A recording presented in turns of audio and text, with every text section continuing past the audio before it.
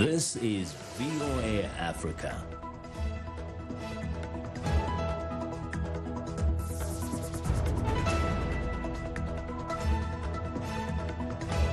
Good evening and welcome. I'm Vincent McCory in for #VUWAT. It's Friday, August 23rd.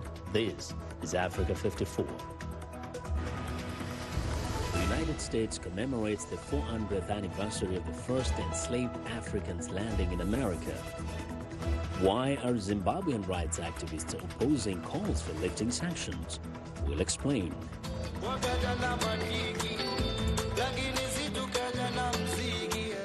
And we'll introduce you to the heart sounds from Kenya's Sauti Sol.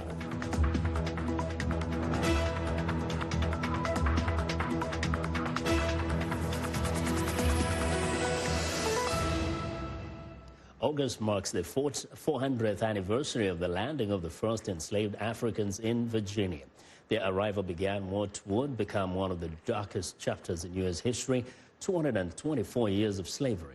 VOA's Chris Simpkins takes us to the place history was made and reveals how these first African slaves, along with the many who followed and their descendants, shaped the course of a nation. 4 centuries ago, a privately owned English vessel named the White Lion sailed these waters carrying human cargo to trade for food and supplies. The ship came up the Chesapeake Bay and it landed here at Point Comfort in the latter part of August of 1619. And on that ship were 20-and-odd Africans.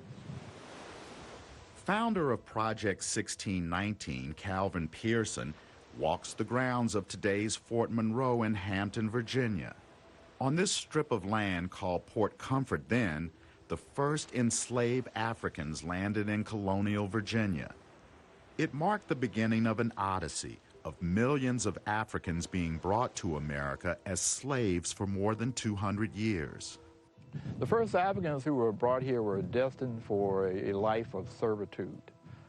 They had to work the plantations from sunup to sunset, the tobacco fields, the corn fields. They had to work these fields with no hope of ever being free. It makes me feel goosebumps and a sad nostalgia. Historian Bill Wiggins says the first captured Africans had no legal status until the Virginia colony formally legalized lifelong slavery in 1661. I just can imagine the sailing into the bay of these chained individuals in a strange land, not knowing anything about where they were, being taken off of the vessel and told, you're going to work here, you're going to live here. Evidence from scarce records indicates more than 24 Africans were aboard the White Lion. Weeks earlier, the Africans were forcibly taken from a Portuguese slave ship heading to Mexico. These were free people who had been kidnapped as free people and sold into slavery. 2 enslaved Africans named Anthony and Isabella, likely from Angola and baptized Catholic, were taken off the White Lion when it reached the shores of Port Comfort. These are the sacred land of our ancestors, and when I walk this land, I think about Anthony and Isabella. I think about what were they thinking about getting off a ship in a strange land. This is ground zero. This is the beginning of the African imprint on America. The first Africans were sold or traded to wealthy white plantation owners in Hampton and the Jamestown settlement, which became the Virginia colony. A few days after the White Lion landed in Virginia, another ship, the Treasurer, arrived carrying a few slaves, including one named Angela. Angela, interestingly, is the only African whose name was actually written in the records in 1620 that survived. Now, there may have been other names mentioned, but those records did not survive. Archaeologists say Angela spent part of her life in Jamestown settlement, now a national park where archaeologists are trying to unearth clues about her life. With Angela, we can tell the much broader story of slavery and the beginnings of slavery in our country and racism, which really went hand in hand with slavery, and at the same time give Angela, through our imagination, some sense of identity, some sense of dignity. And it was Angela and so many others that made the colonists prosperous. They did most of the work, and a number of them obviously died in the process, but we owe a debt to those Africans because they were the foundation of the economic development of what became the United States of America. Slavery began in Virginia, and it was at this site where the first actions to end the system took place. During the Civil War, 3 runaway slaves working for the Confederate Army fled to Fort Monroe, seeking sanctuary from the Union troops there. Union Army Major General Benjamin Butler declared the slaves as contraband or seized goods. That decision eventually provided protection to thousands who sought freedom at Fort Monroe and laid the groundwork for an even broader measure. They forced the federal government and Lincoln to issue the Emancipation Proclamation, which subsequently led, of course, to the 13th Amendment, ending enslavement, and paved the way for the 14th Amendment, which provided citizenship in 1868. Fort Monroe now is a national monument, majestic grounds that future generations can explore to learn more about the early history of an emerging nation. Chris Simpkins, VOA News, Hampton, Virginia. Well, Zimbabwean rights activists are calling for Western sanctions against the country to remain in place, despite calls this week by the Southern African Development Community for them to be lifted. Government supporters say the sanctions are hurting ordinary people, but critics say it is the government's policies, not sanctions, that are to blame for the poor economy, and lifting sanctions would send the wrong message about the country's human rights record. Columbus Mavunga reports from Harare.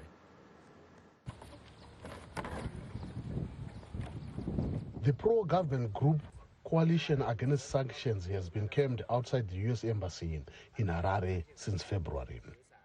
The group applauds the Southern African Development Community's call on Sunday for lifting the Western sanctions that have been in place since 2002.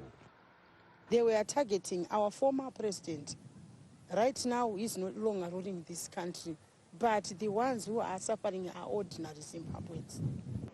But economist Daniel Ndlela says the sanctions, which target selected Zimbabwean officials and state bodies, have little to do with the struggling economy.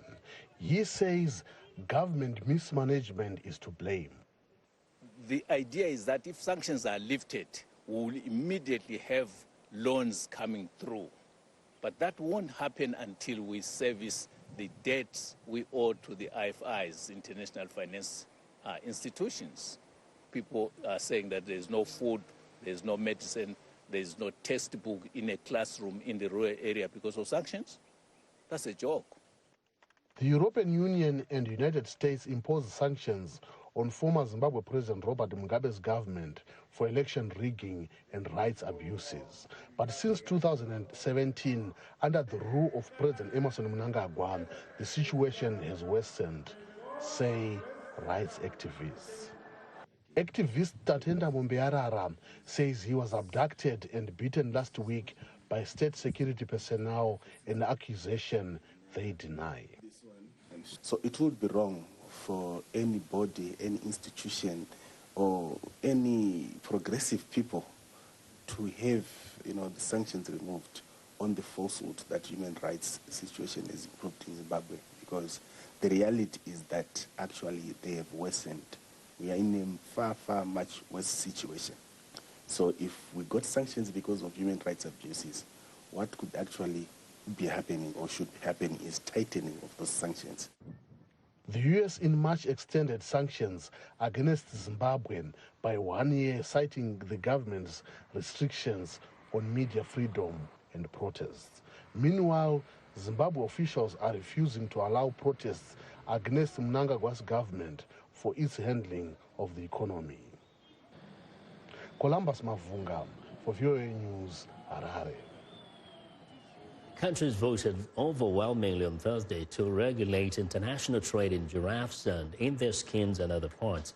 The tallest land animal is an endangered species. The vote overcame objections by southern African states, but drew praise from conservationists. Some 106 parties to the UN-backed treaty voted in favor of the giraffe motion. 21 voted against, with 7 abstentions. The provisional decision taken in a key committee of the Convention on International Trade in Endangered Species is expected to be endorsed at a plenary next week, according to officials. The regulations will come into force 30 days later.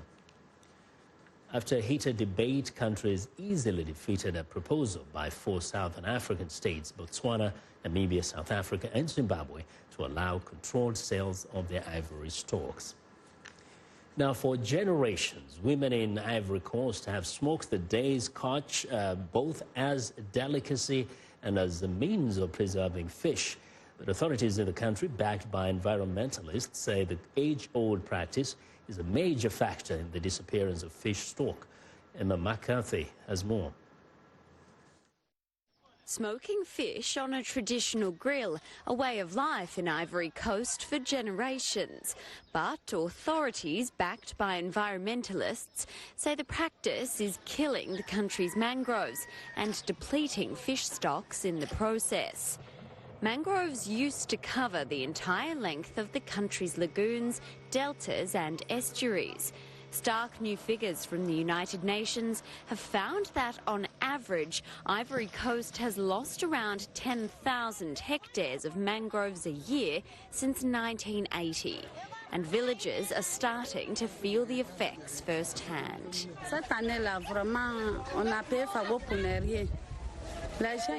This year we bought the wood for nothing.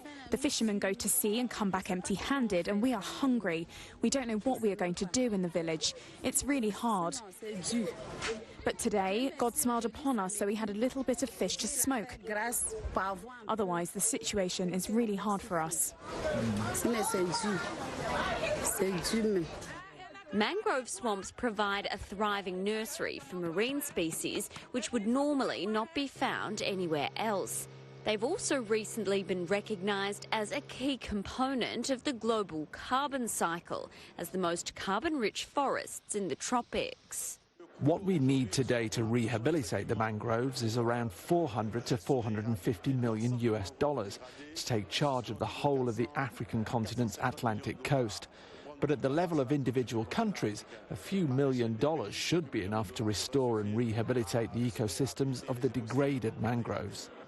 But old habits die hard, with some communities continuing to burn mangrove wood despite a country ban. The government is hoping that with a new injection of cash, they will succeed in changing attitudes before it's too late. Well, Emma McCarthy of Reuters with that report. Brazil's ultra-right president, Jair Bolsonaro, is accusing his French counterpart of encroaching on his country's sovereignty for saying the Amazon wildfires should top the agenda of the G7 summit. French President Emmanuel Macron tweeted Thursday, the Amazon rainforest, the lungs which produces 20% of our planet's oxygen, is on fire. It's an international crisis.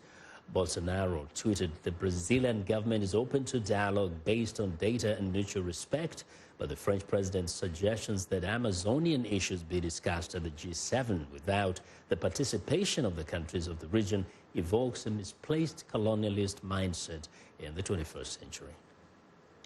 Well, we're excited to hear what you think about Africa 54. Join the discussion on Facebook.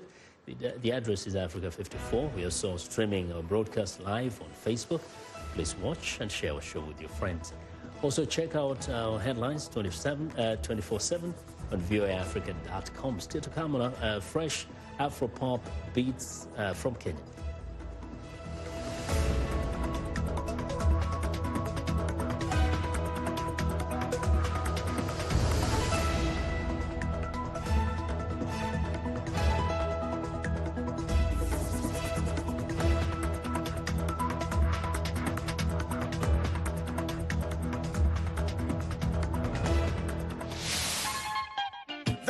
Could be French, English, Portuguese, Bantu, Arabic. It is the beat. The African beat that counts. The beat does all the translations. It cuts across all languages and gives us the understanding that this is the African beat.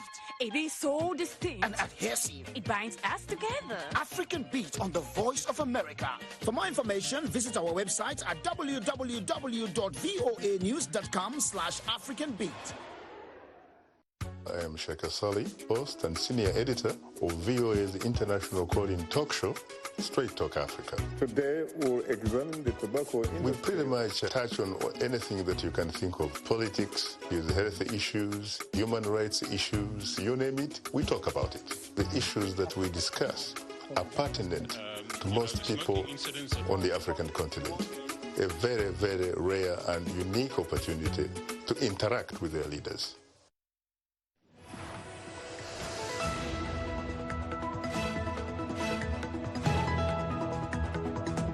I'm Clara Frank, and here's what's trending. This is where wind meets power. Africa's largest wind power plant in Turkana, northern Kenya, is now fully operational and could help Kenyan consumers get a better deal on electricity tariffs. The plant also aims to eradicate fossil fuel dependency and get the country to using 100% green energy by 2020. Nearly 70% of Kenya's electricity already comes from renewable sources, including hydropower and geothermal. That is more than 3 times the global average.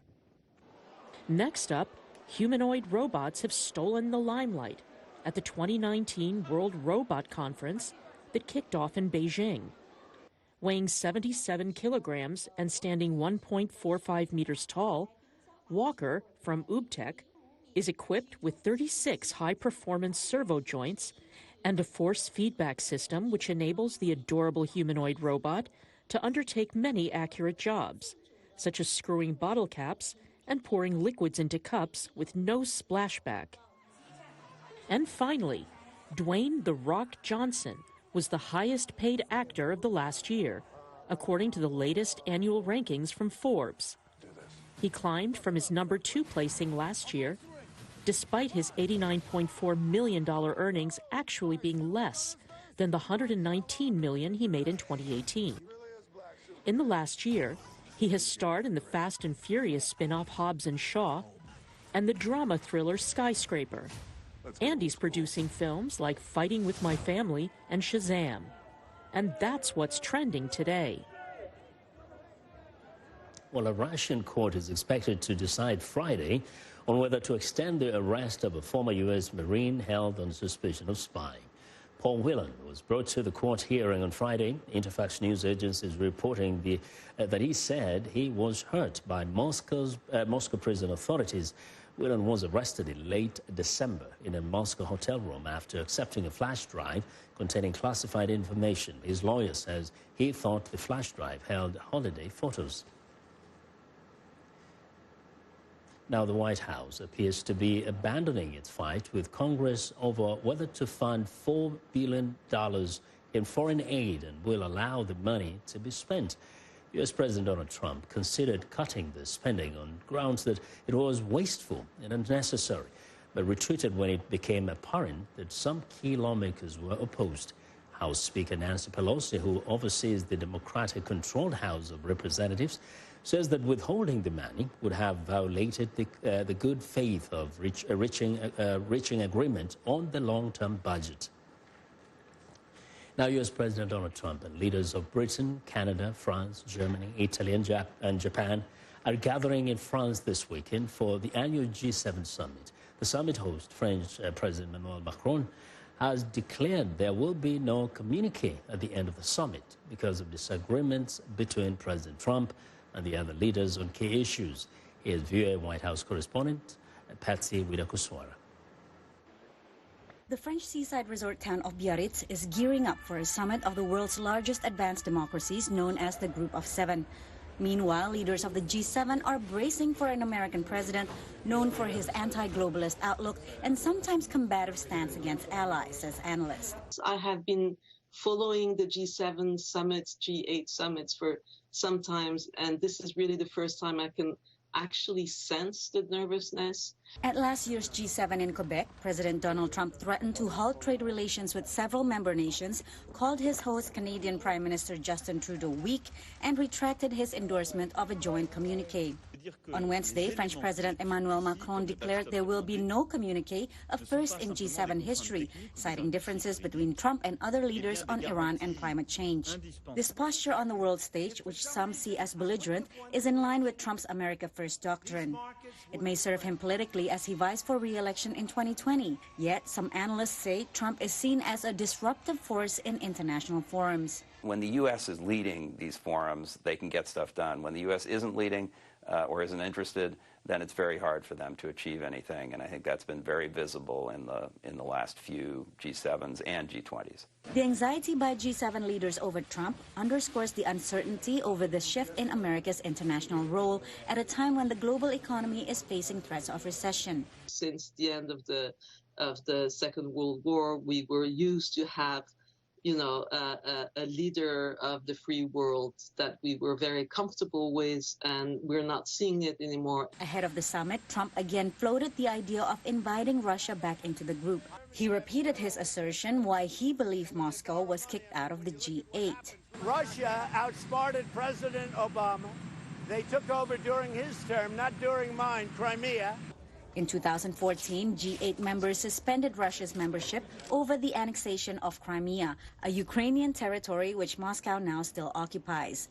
Russia has not expressed a desire to rejoin, and some analysts interpret that as Putin playing hard to get. But they're certainly adopting this posture and let themselves appear to be pursued by Washington. On Wednesday, Macron said that readmitting Russia without resolving the Ukraine crisis would be a strategic error. Patsy Widakuswara, VOA News, Paris.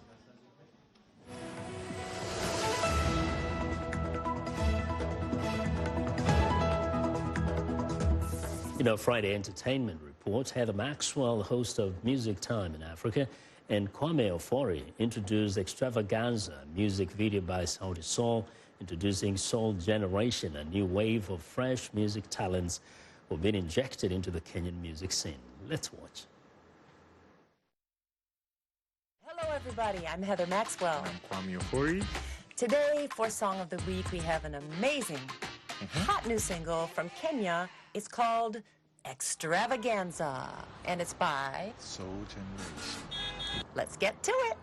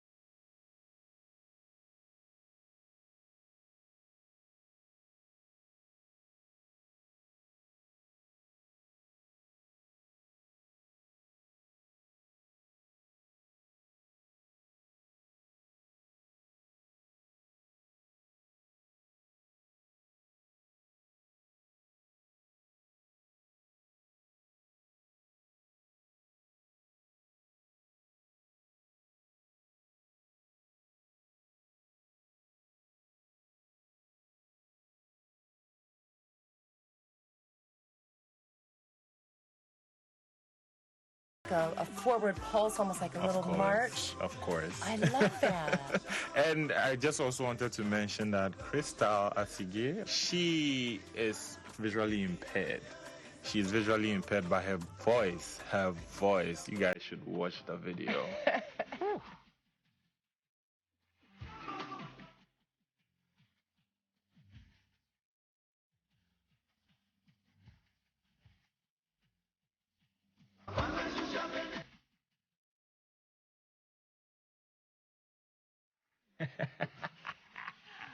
All right, so that was our Song of the Week by Soul Generation from Kenya. Oh, yes, and with 1.9 million views, they keep rising and rising and rising. I'm Heather Maxwell. And I'm Mr. Asante here for you now and always. And that was Song of the Week.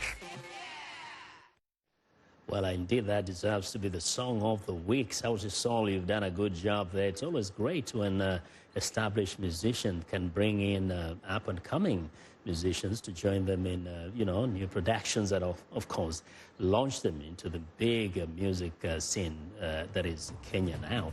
Well, on that note, that's our show for today. Be sure to watch Africa 54 on our website at voaafrica.com. From all of us in Washington, I want to wish you a very great weekend.